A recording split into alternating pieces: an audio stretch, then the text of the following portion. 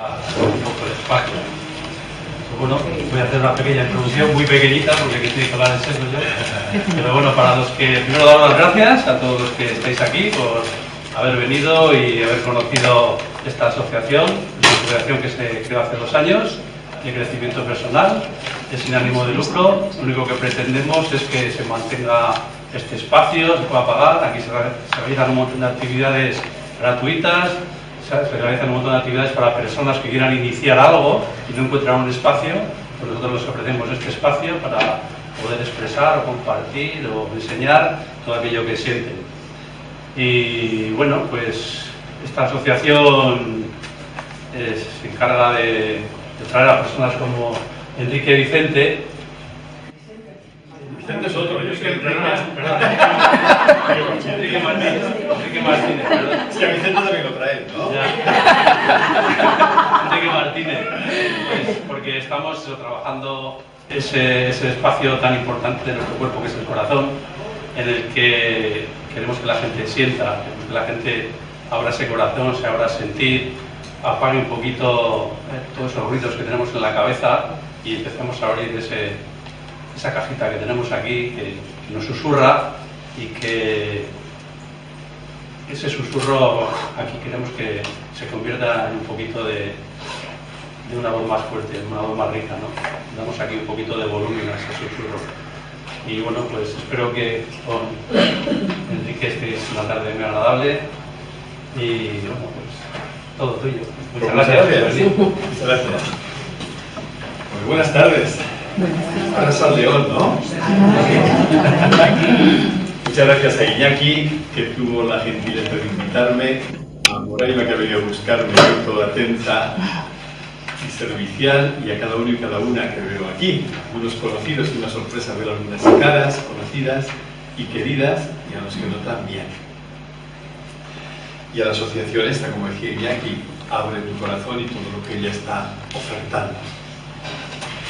Pues el tema de esta tarde, a ver si nos queda luego un ratito de tiempo para el diálogo y demás, gira en torno a este título: el arte de la atención y la sabiduría de la aceptación. En realidad, tanto la atención como la aceptación, las dos son un arte y las dos son una gran sabiduría, si no la sabiduría con artículo determinado. Siempre que me sitúo personalmente ante una actitud, me suele venir con frecuencia el título de una obra muy conocida de Erich Fromm, que leía ya siendo joven, de esto ha pasado bastante, que titulaba él El arte de amar. Y ahí Fromm decía que un arte está en todos nosotros y por tanto lo podemos aprender, y la única condición es practicarlo. Entonces la atención es un arte y lo único que se requiere es poder practicarlo para que seamos diestros en ese arte. Y la aceptación es otro arte y solo se requiere también, espero decir algo que pueda ser de interés, practicarlo para que podamos también adquirir una destreza en el arte de la aceptación. Pero al mismo tiempo que artes, atención y aceptación son sabiduría. La sabiduría de la atención, algo decía Iñaki antes, que consiste en pasar del ruido mental a la quietud de fondo, que es lo que somos. Porque como veremos, el ruido es lo que tenemos. Ser, como dice Fidel Delgado, ser, somos quietud. Pero con frecuencia estamos en el ruido que tenemos. Y con respecto a la aceptación también, es toda una sabiduría. Luego lo diré más despacito, pero para mí, y desde mi propia experiencia, es la llave de la sabiduría. No se puede entrar en ningún lugar que valga la pena si no es por la puerta de la aceptación, luego veremos, y la puerta de la atención. Así que vamos a hablar un poquito de ambos artes o ambas sabidurías, que al final, como veremos, es una sola, porque no se puede vivir la una sin la otra. No se puede cultivar la atención sin cultivar simultáneamente la aceptación, y no se puede vivir la aceptación si no cuidamos la atención. ¿Para qué son importantes ambas actitudes? Fundamentalmente, si sabemos que el ser humano es muy paradójico, nos movemos en 2 niveles constantemente, para poder entendernos desde un ángulo por lo menos pedagógico o solo pedagógico, podemos decir que el cuidado de la atención y de la aceptación tiene beneficios a nivel psicológico y a nivel espiritual. Y me explico. En el nivel psicológico, la atención y la aceptación son dos actitudes básicas para poder crecer en unificación, en integración personal y en armonía. No lo he puesto difícil, he puesto el último lugar. Es imposible que la persona crezca en unificación psicológica, en integración y armonía, si no cuida la atención y la aceptación. Y todos sabemos bien lo que nos jugamos con la armonía o la integración psicológica. Y sobre todo, como suele ocurrir con los humanos, sabemos bien lo que eso es cuando nos falta, cuando nos sentimos más o menos rotos por dentro, cuando nos sentimos más o menos desestructurados, cuando nos sentimos, por decir una palabra técnica, neuróticos. La neurosis significa escisión y la persona que padece neurosis, que es uno de los sufrimientos que peor se llevan, se siente rota por dentro. Lo contrario es la integración y la unificación. Pues bien, esa integración psicológica no se puede vivir si no cuidamos la atención y la aceptación. Pero no solo eso, la atención y la aceptación no solo nos integran psicológicamente, sino que son condición indispensable para que podamos responder a la pregunta más importante que tenemos todos los seres humanos desde que apareció nuestra especie, y que es la pregunta ¿quién soy yo? Sin cuidar la atención y la aceptación no podremos llegar a responder adecuadamente a esa pregunta. Y a lo mejor alguno pregunta, ¿y qué tiene que ver quién soy yo con la atender y con aceptar? Espero que si no soy muy torpe yo, al final quede claro el por qué se requieren ambas actitudes. Decía antes que nos damos cuenta muchas veces de la riqueza tenemos cuando la perdemos, igual que la salud. Valoramos la salud cuando se pone difícil, ¿no? Cuando estamos enfermos. Valoramos también la atención y la aceptación cuando nos damos cuenta de sus opuestos. Y nos damos cuenta de dónde nos introducen esos opuestos y todo el sufrimiento que generan. Lo contrario de la atención es la rumiación o la cavilación mental. Los psicólogos sabéis que dicen que mucho más grave que el problema que tenemos es el hecho de rumiar sobre él, y que nos hace más daño lo que hacemos con el problema que el problema mismo. La rumiación automáticamente nos introduce en la mente, nos reduce a ella, nos mete en un laberinto en el que dramatizamos y complicamos todo y del que es muy difícil salir. La rumiación es un camino directo a la depresión. Y lo contrario de la aceptación, que es la resistencia. Y resistir es sinónimo de sufrir. Pon resistencia y encontrarás sufrimiento, sea lo que sea, y quita la resistencia y el sufrimiento desaparecerá. Quedará dolor en el caso de que haya una cosa negativa que se llame dolor, pero no habrá ningún sufrimiento. Por tanto, si cada vez que yo resisto estoy poniendo sufrimiento, si, como dice otro principio psicológico, todo lo que se resiste persiste, la sabiduría consiste en adiestrarnos en la aceptación, que es el único antídoto eficaz frente a la resistencia. Por tanto, una palabrita sobre cada una de estas dos actitudes: artes o sabiduría. La atención para poder evitar la rumiación que tanto daño hace, y la aceptación para poder evitar la resistencia. Pero no solo para poder evitar esto que nos hace daño, sino, como decía antes, para crecer en integrar nuestro psiquismo, aunque no seamos el psiquismo es una cosa que tenemos, igual que el cuerpo es otra cosa que tenemos, y la mente es otra cosa que tenemos, pero necesitamos integrarlo. Pero no solo eso, cuidar la atención y la aceptación para poder comprender quiénes somos en realidad, cuál es nuestra verdadera identidad, esa identidad en la que siempre estamos a salvo, porque ella está a salvo. Vamos a empezar pues con la atención. Y voy a hablarlo en dos momentos: atención y cuidado psicológico, por un lado, y luego atención y comprensión de quiénes somos. Serán los dos puntos. Decía que lo contrario de la atención es la cavilación mental o la rumiación. Actualmente los neurocientíficos nos dicen, ahora que tienen, y cada vez más afortunadamente, tantos aparatos de precisión para medir, para conocer todo lo que funciona en nuestro cerebro, ¿sabéis cuál es el mejor regalo que le podemos hacer al cerebro desde el punto de vista de las neurociencias? El mejor regalo, dicen ellos, que le podemos hacer es la atención. Y lo explican, La atención, según los neurocientíficos, dispara la activación neuronal, es decir, rejuvenece nuestras neuronas. la cual a su vez fortalece las conexiones neuronales. Sabéis que todo nuestro comportamiento y todo nuestro sentimiento dependen de las conexiones que las neuronas establecen en nuestro cerebro.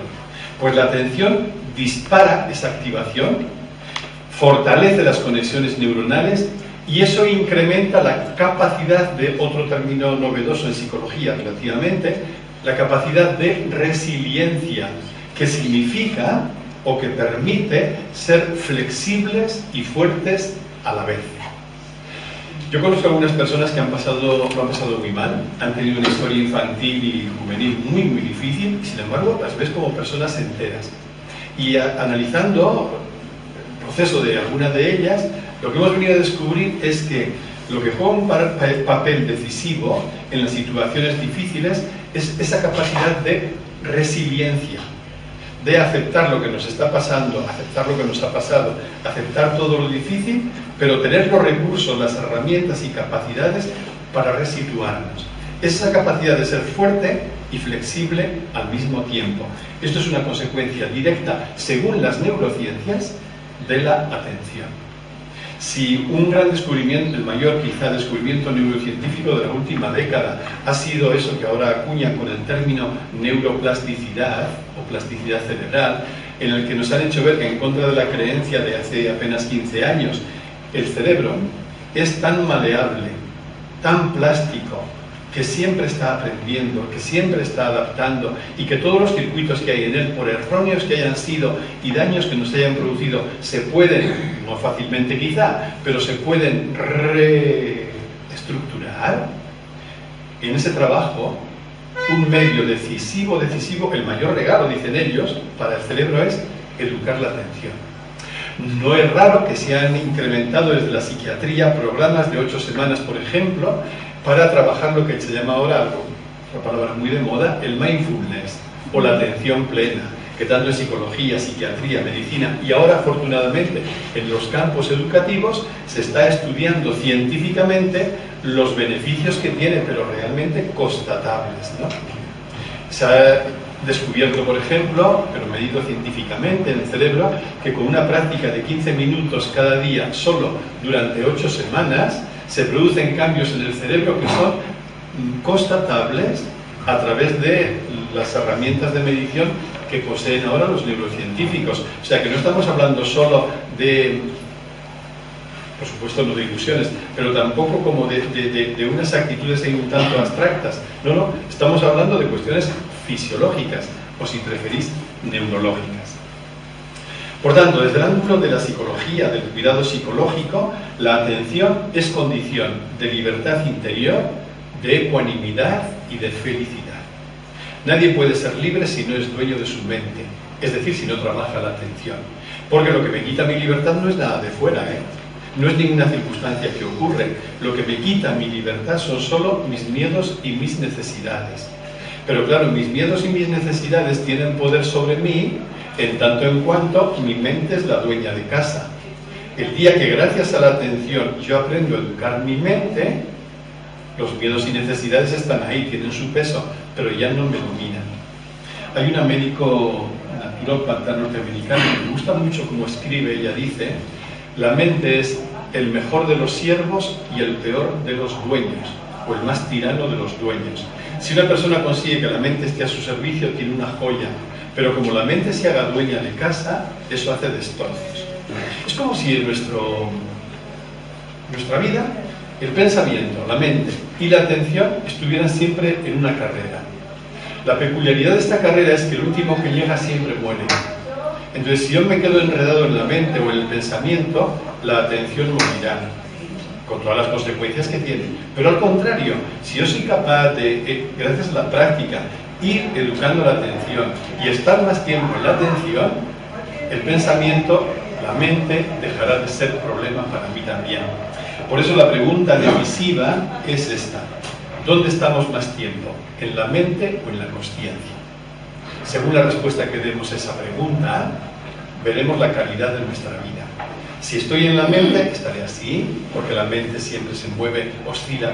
Cuando hablamos de mente en el campo de la espiritualidad, hablamos de pensamientos y de sentimientos. Cuando uno está en la mente, está siempre en la oscilación, aparte de otras cosas. Cuando estamos en la consciencia, estamos en la ecuanimidad. Por eso decía que la atención y consciencia en nuestros efectos es lo mismo. La atención es fuente de libertad interior, fuente de ecuanimidad y, en último término, fuente de felicidad. Una persona atenta tiene dolor, pero no sufrimiento. Por eso siempre que yo estoy sufriendo, es bueno escuchar esa alarma que me dice: estás en la mente. En la atención hay dolor, repito, pero no sufrimiento. Un gran psiquiatra, a su vez, muy conocedor de todos los últimos descubrimientos de las neurociencias y un hombre que practica asiduamente mindfulness, se llama Daniel Siegel, tiene libros muy interesantes. Este dice, y quiero terminar con esta frase, este primer punto: la gente no es consciente de las consecuencias científicamente probadas de las prácticas meditativas. Si queréis poner por prácticas meditativas mindfulness o atención, es igual. La gente no es consciente de las consecuencias científicamente probadas de la atención. Por tanto, todo lo que podamos hacer, decía al principio que es un arte, para educarnos en la atención, será uno de los mayores regalos que nos podamos hacer por todas las consecuencias que tiene. Pero vamos con el segundo punto. El primer punto, decía, era ver la atención desde el ángulo del cuidado psicológico. El segundo punto es ver la atención desde el ángulo, si no suena mal la palabra, de la espiritualidad. Si os suena mal, cambiarla por humanidad o cualquier otra. Es decir, desde la perspectiva de poder responder a la pregunta: ¿yo quién soy? ¿Quién soy yo en profundidad? Si yo no soy mi cuerpo, si yo no soy mi mente, si yo no soy mis sentimientos, si yo no soy mi ego, si yo no soy mi DNI, si yo no soy el yo al que he estado habituado a identificarme, si no soy eso, ¿quién soy yo? Y aquí es donde la atención viene también a darnos una mano valiosísima para poder responder a esa pregunta. Mañana tenemos en este mismo lugar un pequeño taller de día y medio con el título Otro modo de ver para vivir de otro modo. Ese otro modo de ver significa pasar de la mente a la atención. Cuando una persona está en la mente, tiene un modo de ver. Y si estás en la mente y te preguntan: ¿quién eres tú? Tú dirás: yo soy fulanito de tal Enrique, con 64 años y mucho, a punto de jubilarme dentro de 4 días, y toda mi historia. Pero si me preguntan: ¿tú quién eres? Y en lugar de contestar desde la mente, contesto desde la consciencia, desde la atención, la respuesta no tiene nada que ver. Porque desde ahí tú ves claro, no es una creencia, no es un dogma que tú tengas ahí porque te has comido el coco. No. Cuando escuchas desde la atención, tú dices: la atención no es algo que yo tengo, atención es lo que soy, atención es mi identidad. Yo soy consciencia, y dentro de esa consciencia, o mejor dicho, de esa consciencia de una forma no dual, sin separación, se expresa en este objeto psíquico-somático que tengo y que llamo Enrique. Pero yo no soy esta cosa, yo no soy este yo soy uno con la consciencia.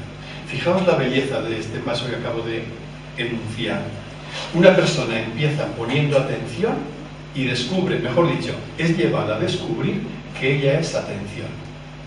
La atención no es algo que tenemos, atención es lo que somos. Y cuando estamos en la mente estamos totalmente desconectados de lo que somos, desconectados de nuestra casa. No es raro que suframos. Mi abuela, aquella mujer sabia que decía cosas raras y que murió con 97 años y era muy sabia y era analfabeta, mi abuela decía, es aquella famosa abuela que decía: hijo mío, lo que viene conviene. Pues esa abuela que tenía dichos así contundentes decía: hijo mío, como en casa en ningún sitio. Como en casa en ningún sitio. Si nuestra casa es la atención o la consciencia, ahí estamos bien anclados. Pero si nos vamos a la mente, ahí el descalabro puede ser total también. Yo creo que uno de los errores más graves de Occidente ha sido confundir pensamiento con consciencia. Más grave todavía, ha sido olvidarse de la consciencia y reducir todo a la mente. Ya Descartes lo sancionó. Descartes en su época, ni que decir tiene, que fue un hombre avanzado y que su obra nos ayudó a progresar, pero que luego, claro, pues se quedó totalmente reducida, reductora, ¿no? Cuando dijo: pienso, luego existo. El sujeto que dice pienso no es el mismo que existe, son dos cosas diferentes, ¿no? El pensamiento es algo que se produce en lo que soy. Pero Occidente, al olvidar la consciencia, empobreció toda la experiencia humana, desde el ámbito interpersonal hasta el ámbito económico, desde el ámbito político hasta el ámbito religioso. Todo se empobreció, porque la consciencia no puede olvidarse impunemente. Cuando tú te olvidas de la consciencia, automáticamente te reduces a la mente, y cuando te reduces a la mente, surge toda confusión que puedas imaginar. ¿De qué se trata entonces? Yo creo que Occidente y la humanidad no tiene salida hasta que no resituemos la consciencia en el lugar fundamental que le corresponde. Hoy afortunadamente lo dicen hasta los físicos cuánticos. Esta mañana estaba reescuchando un audio que si queréis podéis conseguir, de un físico catalán que se llama Joan Roura, que ahora trabaja en Brasil. Es un hombre experto en muchas cosas. Y este decía, desde la física y además con ecuaciones, consciencia es todo lo que hay. Lo único que hay es consciencia. Y eso vale para el más pequeño átomo y para cualquier partícula subatómica y vale para el ser humano. Todos somos consciencia en diferentes expresiones de la misma. Pues bien, ¿cómo salimos de este error de Occidente que ha reducido la consciencia al pensamiento o que ha olvidado por completo la consciencia? Pues solo podremos salir de ese error pasando del pensar al atender. ¿Veis cómo la atención es imprescindible para responder a la pregunta ¿quién soy yo? Porque si quiero responder bien a esta pregunta necesito acallar la mente. Hasta que no acalle la mente será mi tirana y me engañará, porque la respuesta que dé sobre mí será siempre falsa, porque será reductora. ¿Y cómo acallo la mente? No lo peleando contra ella. Acallo la mente cuando pongo atención. Como no pueden estar al mismo tiempo el pensamiento y la atención, si yo pongo más atención, el pensamiento disminuye. Entonces esto significa demonizar la mente en absoluto. Yo la mente la quiero y le estoy muy agradecida. Es la herramienta más preciosa que tenemos, pero sin olvidar que es solo una herramienta. Si yo necesito colgar aquí un cuadro, alguno más de todos los que hay, le pido a Iñaki un martillo, a la caja de herramientas, tener el martillo, cuelgo el cuadro y queda. Pero yo no sigo toda la tarde con el martillo al hombro, me voy a cenar con el martillo, duermo con el martillo y me desvelo con el martillo. No, la mente es una herramienta, cuando yo la necesito para algo la utilizo, apárcate, porque yo no soy tú, yo no soy mente, yo soy atención, yo soy consciencia. Entonces necesitamos educar. Fijaos que educar la atención se llama también, si se entiende bien, meditación. La meditación no tiene nada que ver con la religión ni con la religiosidad. La meditación tiene que ver con el ser humano. Y meditar significa aprender a acallar la mente para poder poner atención y vivir en la atención. Y vemos que cuando miramos la realidad desde la atención, en lugar de mirarla desde la mente, todo cambia por completo. Todo cambia, Hemos pasado del pensar al atender. Hemos pasado de un modo de conocer, el modo racional mental, a otro modo de conocer, el modo de conocer de la sabiduría, el modo de conocer de la atención. Y entonces venimos a descubrir que tenemos mente, pero somos consciencia. Y esto no por un dogma, repito, cualquier persona puede experimentar lo que yo estoy diciendo. Por eso puedo hablar con toda libertad, porque no tenéis que creer nada de lo que digo, porque no son creencias lo que transmito, sino solo invitaciones a quien se sienta motivado para que lo experimente. Tenemos mente, pero somos consciencia. Y por eso decía antes, la pregunta fundamental es esta: ¿dónde vivo yo? ¿En la mente o en la consciencia? ¿En el pensamiento o en la atención? ¿Dónde vivo más rato? Es un arte, recordar. Solo hace falta practicar. A lo largo del día es como si tuviéramos un ascensor, bajar del piso del pensamiento al piso de la atención. Todo el rato. Cada vez que me veo en el pensamiento, a la atención. ¿Cómo sé que estoy en el pensamiento? Porque me siento desconectado. Y sobre todo, porque siento malestar. Siempre que sentís un malestar, será provocado por lo que sea. Pero quiere decir que estoy en el piso de arriba, estoy en el pensamiento, en lugar de estar en la atención. Si soy capaz de bajar a la atención, el malestar, como que tiene de carga psicológica, desaparecerá. ¿A dónde nos trae pues la atención? Ya termino este punto de la atención. A otra frase de una mujer sabia a la que admiro mucho por cómo trabaja el tema de la compasión, que se llama Pema Chodron, es una monja budista norteamericana. Pema Chodron dice: tú eres el cielo, todo lo demás es el clima. todo lo que te puede pasar es el clima. Yo no me gustan mucho los cielos encapotados y nublados y ahora me toca bastante vivirlos. Pero sé que eso es el clima. El cielo está ahí, aunque no se vea. Pasa como con el avión. Tú subes el avión y ves todo nublado, pero arriba está luminoso. Todo lo que ocurre en nuestra vida solo es el clima. Es cierto que hay climas muy duros, ¿eh? Puede haber climas muy jodidos, rayos incluidos. Puede haber climas que te hagan llorar. Pero todo lo que te ocurre, todo lo que tienes, solo es clima. Incluida la enfermedad, incluida la muerte. Solo es clima. No olvides nunca que lo que tú eres es cielo. Lo que somos es cielo, todo lo demás es clima. Pero esto no lo podemos ver desde la mente, porque la mente forma parte del clima. Solo lo podemos ver desde la atención. Solo el cielo. Fijaos lo que nos jugamos con el cuidado de la atención. Para integrarnos psicológicamente y para poder responder a la pregunta, ¿quién soy? Vamos con la segunda parte, con la aceptación. Vamos con la aceptación. ¿Por qué es tan importante la aceptación? Y a la atención, fijaos hasta dónde nos lleva. ¿Por qué la aceptación? Pues si tuviera que decirlo de una forma escueta, lo diría por este motivo.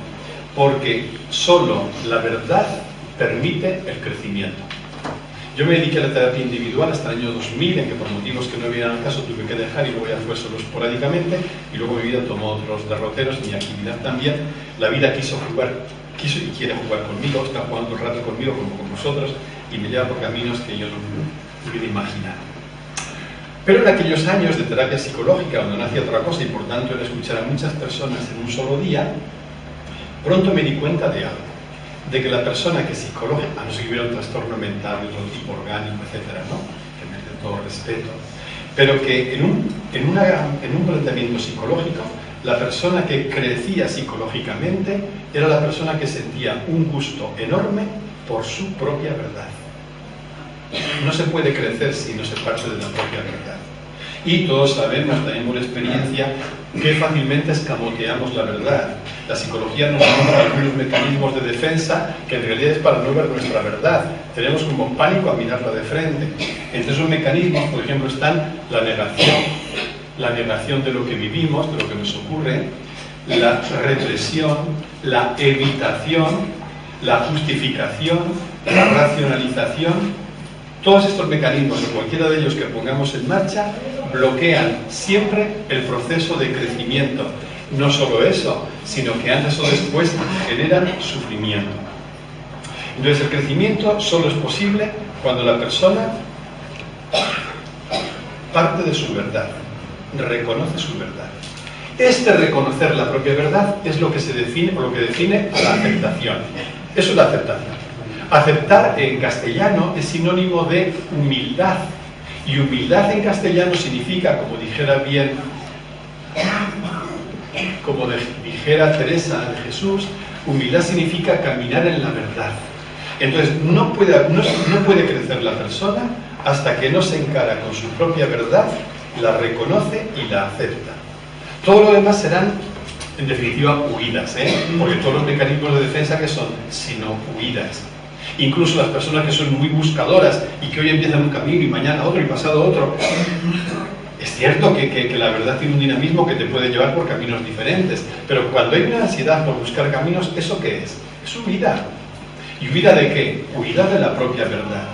Entonces, el crecimiento personal requiere, en primer lugar, que la persona sea capaz de aceptar su propia verdad, es decir, que sea capaz de conocerse sin filtros, con todo lo que es posible. Pero hay algo más. No solo está el plano psicológico, como en el caso de la aceptación estaba, de la atención, sino también el plano de la espiritualidad. ¿Qué quiere decir? ¿Cuál es nuestra verdad? Nuestra verdad no es solo lo que nuestra mente llega a ver. No estamos hablando solo de nuestra verdad psicológica, de la verdad de nuestro psiquismo, la cual también la tendremos que mirar de frente. ¿Cuáles son mis sentimientos, mis emociones, mis reacciones? ¿Cuál es la imagen que quiero dar? ¿Cuál es la sombra que tengo ahí medio oculta? Todo eso tendré que aceptar y tendré que ir conociendo. Pero decía antes que no solo somos el yo psicológico, entonces nuestra verdad es infinitamente más amplia. ¿Y cuál es esa otra parte de la verdad que cuando estamos en la mente se nos escapa? Esa otra parte de la verdad es una con todo lo que es. Somos uno con todo lo que es. Lo que somos no es separado de lo que es. Vamos a una metáfora. En el océano, cada ola del océano podría verse como una cosita separada del océano. Pero es mentira. Eso sería un error de percepción, igual que nosotros cuando nos consideramos separados del conjunto, del resto. La ola en realidad es agua. Nosotros, lo que somos nosotros, es uno con lo que es, porque es evidente que lo real solo es uno. Y el fondo de lo real solo es uno. Como decía antes, citando este físico a Joan Roura, solo hay consciencia. No puede haber nada más que un principio de lo real. Si al principio llamamos consciencia, o le queréis llamar con cualquier otro nombre, para entendernos, o vida, o en un lenguaje más cuántico, vacío primordial, como le queréis llamar, o energía incluso, como le queréis llamar, pero es evidente que eso solo es uno, ¿no?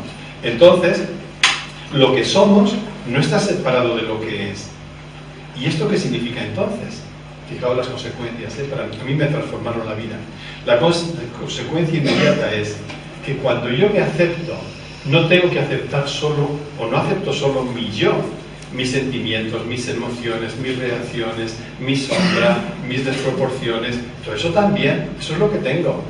Sino que la aceptación consiste que porque soy uno con todo lo real, puedo aceptar todo lo real. Puedo aceptar y amar todo lo que es, porque soy uno con todo ello.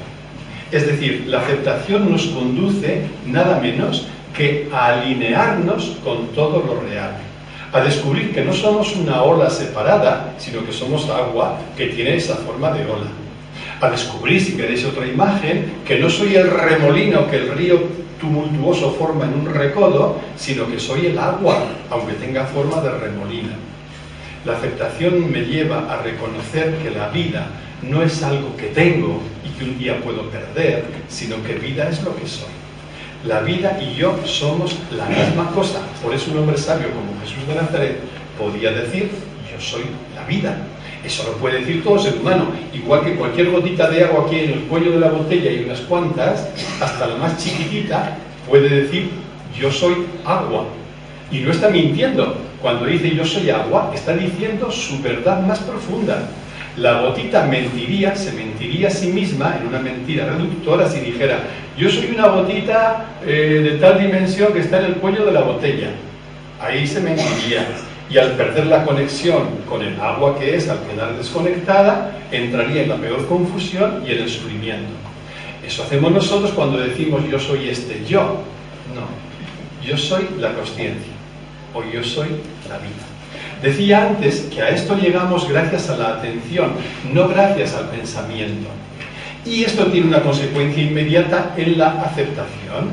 Porque si yo sé que soy la vida, ¿qué tengo que aceptar? Todo lo que es. El lenguaje religioso, ¿sabéis cómo se podría decir? En lo que me agrada está Dios, y en lo que me desagrada también. También. Ya sé que esto suena muy frustrante, pero la realidad es una. La realidad es una. Y tiene todos los colores que queréis pensar, pero sigue siendo la única realidad. Entonces, la aceptación significa aceptar mi propia verdad, reconciliarme con mi propia verdad y reconciliarme con la verdad de todo lo que es, puesto que yo soy uno con todo lo que es también.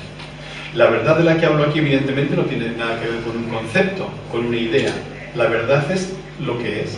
La verdad es una con la realidad. Entonces la aceptación ¿a dónde me lleva? A reconocerme uno con todo lo real. ¿Qué ocurre cuando no me acepto? Por un lado, como decía antes, que pongo resistencia y sufro. Pero cuando no me acepto ocurre también que quiero romper la realidad que es una. Pero claro, al romper la realidad, en realidad me rompo yo. La aceptación nos lleva a alinearnos con la realidad, a reconocer que nuestra verdad es una con la verdad de todo lo que es. ¿Cómo crecer entonces? Pues teniendo en cuenta el doble plano que somos. Crecemos cuando psicológicamente integramos nuestro psiquismo y crecemos también, sobre todo, cuando descubrimos que somos uno con todo lo real. Yo, si me permitís un paréntesis, esto lo guardo en el corazón, estoy totalmente convencido de que algo decisivo está cambiando en la humanidad. Está cambiando porque cada vez se está haciendo más presente con los lenguajes que sean, pero se está haciendo más presente la intuición de que no estamos desconectados de nadie ni de nada, de que estamos absolutamente conectados a todo lo real, de que todo lo real es uno solo. Una persona que experimenta esto, que vive esto, esa persona no puede sentir jamás ni miedo, ni tensión. Un pasito más. ¿Qué es la aceptación? ¿Qué es y qué no es la aceptación? La aceptación evidentemente no es aprobar lo que ocurre, no es que me guste lo que está ocurriendo, no es tampoco un camino fácil para evitar lo que no me guste. Yo como que lo acepto para que no me cree problemas. La evitación no tiene nada que ver con la resignación y con la claudicación, ¿no? Es todo lo contrario, ¿eh? Cuando alguien dice, es que aceptar es como va a resignarte y quedarte indiferente, no he entendido nada. Porque la aceptación por sí misma tiene como un dinamismo que hace que te pongas en marcha. Entonces, yo no conozco persona más creativa que la persona que vive con más hondura la aceptación de su verdad y la aceptación de lo que es. La resignación no tiene nada que ver con la aceptación. La resignación es una claudicación, que puede ser incluso cínica y hasta nihilista, pero es todo lo contrario, ¿eh? Aceptar y claudicar son las dos cosas más opuestas que hay. Entonces, si hemos dicho que somos uno con todo lo real, la aceptación no es claudicación, la aceptación no es nada más que reconocer lo que hay. Eso es aceptar. Aceptar es reconocer lo que hay. Aceptar es acabar de una buena vez con la dualidad entre lo que es y lo que debería ser. Porque cuando no aceptamos, ¿dónde estamos situados? En el debería, aunque no lo formulemos conscientemente. Cuando tú dices, esto no debería ser así, aquella persona debería portarse de aquella forma, esto debería, aquello no debería. Cada vez que yo digo debería, estoy rompiendo lo real. Y en lugar de quedarme en lo que es, fabulo en lo que debería ser. Sabéis que el verbo debería es la puerta grande para entrar en el sufrimiento. Si una persona quiere sufrir, solo tiene que decir debería. Mejor dicho, no hace falta ni que lo diga. Solo tiene que pensarlo. Y ni siquiera pensarlo.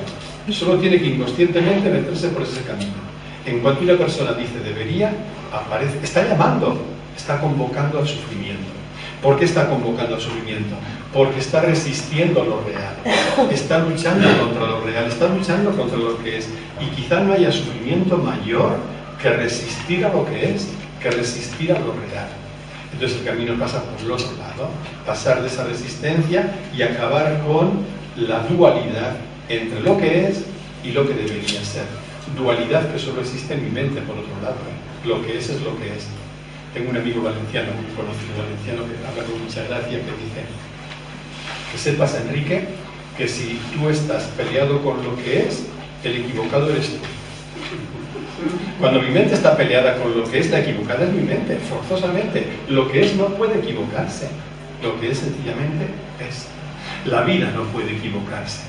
Pero claro, si yo creo que soy el yo que mi mente piensa y creo que la vida es algo que tengo, entonces estaré en guerra con la vida todo el rato. Por el contrario, cuando yo caigo en la cuenta de que soy vida, ¿dónde está el problema? Es que te vas a morir ahora. Pero si la vida no muere. La vida solo cambia de forma. Ojito, con romper lo que es por este pensamiento mental de lo que debería ser. Porque esto no es claudicación, decía. No es claudicación por una cosa muy, muy sencilla. Porque una cosa es el debería del ego, debería, y cada vez que hacemos las cosas desde el ego, las hacemos desde el debería, aunque sea una cosa noble, como luchar por una sociedad más justa. Si lo hago desde el ego, no servirá para nada, para aumentar la locura del mundo. Pero es que además de tener los deberías del ego, tenemos lo que somos, la vida que somos, tiene un dinamismo que brota del fondo y que es adecuado. Es como la corriente del río. Cuando una hojita o cuando una gota de agua se reconoce, se hace una con la corriente del río, en lugar de resistirlo, la corriente la pone en su lugar adecuado. Cuando yo sé que soy vida, lo que tengo que hacer, no, lo que hago es que la vida me va poniendo en mi lugar, la vida me va conduciendo. Cuando una persona sabe que es vida y no que la vida es algo que tiene, esa persona ya no decide nunca más. Es la vida la que decide por ella. Esta persona dice amén, en el sentido hebreo de la palabra, a la vida, que a su vez es. Repito, la vida no es algo separado que está ahí. Cuando predomina el ego, lo que buscamos es que se pongan, que salgan adelante nuestras preferencias, nuestros deberías. Cuando reconoces que eres la vida, sencillamente aprendes a amar lo que es. Repito, amar lo que es no significa claudicar ni quedarte de brazos cruzados, porque tu propia lucha para cambiar algo, cuando nace no del ego, sino nace de la vida, también forma parte de lo que es. Yo sé que esto es un poco sutil, pero luego si queda tiempo en el diálogo podemos volver sobre ello. Y ya para terminar, yo distingo 3 niveles de aceptación, cada cual estamos donde estamos y hacemos lo que podemos. ¿Cuáles son esos 3 niveles de aceptación? Vamos solo que nombrarlos, ¿eh? El primer nivel de aceptación es: yo acepto algo porque ya no puedo más, porque es inevitable. Bueno, tiene su valor, tiene su valor.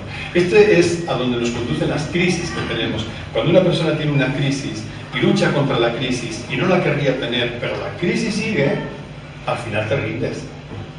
Con mucha frecuencia el objetivo de las crisis, lo que la vida busca con las crisis en nuestra vida es que nos rindamos. Rendirse no significa, repito, claudicar, sino que reconozcamos que somos uno con la vida. ¿Por qué necesitamos crisis?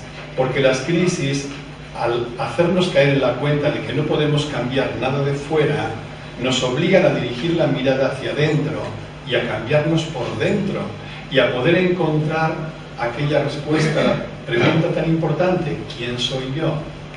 Entonces, un primer nivel de aceptación es aceptar algo porque ya estoy harto. No es la mejor motivación, pero tiene su punto, Aceptar algo porque es inevitable. Y me doy cuenta de que si no quiero sufrir útilmente, tengo que aceptar. Hay un segundo nivel. El segundo nivel es, aunque solo sea la intuición, de que hay una sabiduría mayor a la que yo me rindo. Los seres humanos, algún historiador ha hecho como un juego de imaginar toda la historia del universo conocido, unos 13.700 millones de años, nuestro pequeñito universo, debe haber miles y millones de universos por ahí, ¿no? Nuestro pequeñito universo de 13.700 millones de años, si metemos ese espacio de tiempo en un año solar, ¿sabéis cuándo habría aparecido el ser humano? O sea, nuestra especie. En el último segundo del día 31 de diciembre, justo para comerse la media última uva. Quiere decir que antes de que naciéramos nosotros había sabiduría. Más ahora que sabemos desde la física que en el origen de todo, mañana lo veremos esto en el taller que hagamos aquí, el origen de todo es sabiduría, inteligencia o consciencia, como queramos llamar. ¿Cómo no vas a ver la sabiduría que rige el cosmos mejor que mi mente, lo que es bueno y lo que no es bueno? ¿Qué sentido tiene que mi pequeña mente esté luchando y resistiendo a la sabiduría del mundo? Entonces, el segundo nivel de aceptación tiene que ver con esta intuición de que hay una sabiduría mayor, un orden, una inteligencia que rige el cosmos y por tanto nos rige también a nosotros, que somos uno con ella, con la sabiduría y con la vida. Una vez escuché a un científico decir una cosa muy divertida. Dice: es más difícil que el cosmos nuestro haya salido por azar, pero él, que hacía ecuaciones muy sofisticadas, decía no sé cuántos millones elevado a la 143 potente, es más difícil toda esa millonada de veces que esto sea fruto del azar que poner a un mono delante de un teclado del ordenador, dejar que golpee las teclas y que como resultado escriba el Quijote. Esto es infinitamente más fácil, lo del mono, que lo otro. Todo tiene sabiduría. ¿Por qué un manzano da manzanas y no da peras? Es una chorrada, ¿verdad? Hay una inteligencia. Todo es una inteligencia. Entonces basta que la persona no esté muy obnubilada con su mente, es decir, no sea pecadoramente racionalista, para que intuya que hay una sabiduría mayor, un orden que rige todo, aunque mi mente no lo entienda y aunque para mi ego sea frustrante en ocasiones. Entonces, ¿por qué acepto? Porque me rindo a una sabiduría mayor. Me rindo a una sabiduría mayor. Esto las religiones lo han llamado en lenguaje teísta sometimiento a la voluntad de Dios. Era su forma de nombrarlo. Sabéis que la palabra Islam significa justamente sumisión. Y cuando los musulmanes oran tocando la frente, con la frente en suelo, es ese movimiento interior de reconocerse uno con todo lo que es y de adoptar una actitud de aceptación y rendición a esa sabiduría mayor. Pero hay un tercer nivel de aceptación que es al que quería llegar. Ya no aceptamos porque estemos hartos de sufrir. Ya no aceptamos porque tenemos la intuición de que hay una sabiduría mayor a la que me fío, de la que me fío, y que nuestros antepasados algunos llamaron Dios. El tercer nivel de aceptación ya no depende de la voluntad, ya no es algo que tengamos que hacer, porque nace del descubrimiento de que nuestra verdadera identidad es aceptación. Somos aceptación. Pero con frecuencia nuestra mente no se ha enterado y nuestro ego mucho menos. Pero somos aceptación. Entonces, cuando tú eres aceptación, ¿qué ocurre? Que no tienes que aceptar nada de lo que aparece. ¿Por qué no? Porque ya está todo aceptado. No aparecería nada que previamente no hubiera sido aceptado. En el océano, aquí en el Cantábrico, no aparece ninguna ola, si permitís la metáfora, que el Cantábrico, que el océano, no haya aceptado previamente. Todas las olas que aparecen, ya el océano las ha aceptado. Todo lo que aparece en mi vida, la vida ya lo ha aceptado. No ocurre nada que la vida no haya aceptado. Y la vida no puede equivocarse jamás. Entonces, si yo ya he caído en la cuenta, si yo he podido experimentar que yo soy la vida, que soy uno con la vida, ¿qué tengo que hacer ante aquello que me frustra, que frustra mi ego, mi psiquismo? Tengo que situarme en la vida que soy y entonces descubriré que soy aceptación. Y entonces lo que hago es acoger aquello que ha aparecido, tenga el color que tenga. Esto no facilita, entre comillas, las cosas que nos van a ocurrir. Puede aparecer una mala reacción, una enfermedad, un contratiempo, un desamor, lo que sea. Aparezca lo que aparezca, la aceptación que soy lo acoge. Lo acoge. Permite que esté vivo. Repito, acoger no significa claudicar, Lo que somos es aceptación. Y entonces fijaos la belleza. A mí estas cosas que son tan coherentes me hacen poner los pelitos de punta porque me emocionan mucho. Me parecen tan elegantes que forzosamente tienen que ser verdaderas. ¿A qué coherencia me refiero? A que hemos empezado, una persona empieza practicando la atención y descubre que es atención, que la atención no es una cualidad que tengo y puedo explotar o vivir, sino que soy atención. ¿Sabéis cuál es en este momento de mi vida, y me da pudor confesarme en público, mi mayor aspiración? Se me cuelan otras, tengo un ego más tonto y más grande que Donosti. Pero por grande que sea mi ego, cuando me escucho bien, mi mayor aspiración, ¿sabéis cuál es? Ser un inmenso vacío lleno de atención. El que pueda entender, que entienda. Ser un inmenso vacío lleno de atención. Es decir, dicho más, el lenguaje de mi pueblo, reconocer la atención que soy y ver que esa es mi identidad. Cuando una persona es atención, usando la metáfora de la pema, chodra, es lo mismo que decir, descubrir que yo soy el cielo y que todo lo demás que tengo es el clima. ¿Qué más queréis? ¿No han pregonado y han prometido todas las religiones siempre el cielo? Ya lo somos. El que espera el cielo después de morir no lo verá ni antes ni después. Somos cielo. El cielo no es algo que tenemos, no es algo que consigamos, no es algo que se nos dé. Somos cielo. Cielo es una palabra religiosa para nombrar la atención o la consciencia. Somos atención. ¿Y dónde está la elegancia? La elegancia está en que, hablando de la aceptación, llegamos a la misma conclusión. Hemos empezado practicando la aceptación porque nos parecía una medida inteligente y venimos a descubrir que somos aceptación. Que la aceptación no es algo, una actitud, una cualidad que he de cuidar. Soy aceptación. ¿Cómo se casa esto y por qué no resulta tan difícil? Nos resulta tan difícil debido al carácter paradójico del ser humano. El ser humano, antes que ser nada, es paradoja. ¿Por qué es paradoja? Una paradoja significa una contradicción aparente. No hay contradicción, solo es aparente. El ser humano es paradójico porque nos movemos todo el rato, aunque te ilumines, en dos niveles. El nivel del yo, que es el nivel superficial, el nivel de la mente, y el nivel profundo, que es el nivel donde nos reconocemos uno con todo. Entonces somos los dos niveles. Este es el ascensor. Cuando nos descuidamos estamos aquí arriba y aquí aparece lo que aparece. Cuando caemos en la cuenta, ponemos atención y aceptación, nos reconocemos en lo que somos de fondo. Entonces de fondo somos atención y aceptación, pero cuando estamos aquí vemos la atención y la aceptación como algo que tenemos que cultivar para poder sobrevivir un poco mejor. Pero por ahí va. Y ya la última palabra es que no se puede vivir la una sin la otra. No se puede vivir la atención sin la aceptación, ni la aceptación sin la atención. ¿Por qué? Porque cuando yo no estoy atento, estoy rumiando. Pero claro, rumiar es lo contrario de aceptar. Por tanto, si rumio, no acepto. Es decir, si no estoy atento, si no pongo atención, no puedo vivir la aceptación. Pero cuando no acepto, estoy resistiendo. Resistir no es atender, resistir es cavilar. Por tanto, tampoco si no acepto, no podré estar atento, y si no estoy atento, no podré aceptar.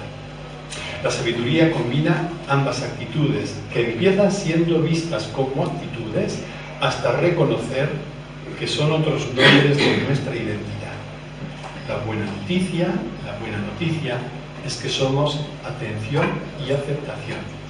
La vida no es algo que tenemos, sino que somos uno con ella.